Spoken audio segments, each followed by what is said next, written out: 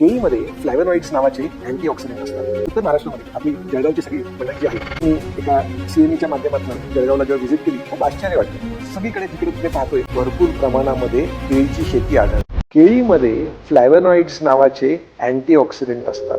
आपल्या जठराचे अल्सर्स बरे करण्यासाठी खूप महत्त्वपूर्ण अशी भूमिका निभावतात. उत्तर महाराष्ट्रामध्ये आपली जळगावची सगळी मंडळी जी आहे केळी उत्पादनामध्ये महाराष्ट्रामध्ये अग्रेसर आहे. रिसेंटली मी एका सीएमईच्या माध्यमातून जळगावला जेव्हा व्हिजिट केली खूप आश्चर्य वाटलं.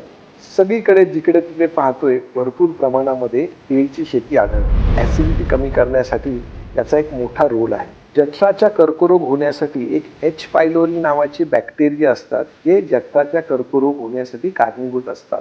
केळीमध्ये असणारे हे अँटीऑक्सिडंट्स हे एच पायलोरी बॅक्टेरिया न्यूट्रलाइज करण्यासाठी मदत करतात. हे साधं गोरगरिबाचं फळ म्हणून चालणार नाही, हे तुम्हाला जठराच्या कर्करोगापासून सुद्धा संरक्षित करू शकते. रोज एक केळी खाल्ल्याने मी ॲसिडिटी पण कमी करू शकतो, जठराचे अल्सर्स बरे होण्यासाठी मदत करू शकते आणि जठराचा कॅन्सर सुद्धा या फळामुळे टाळता येऊ शकतो.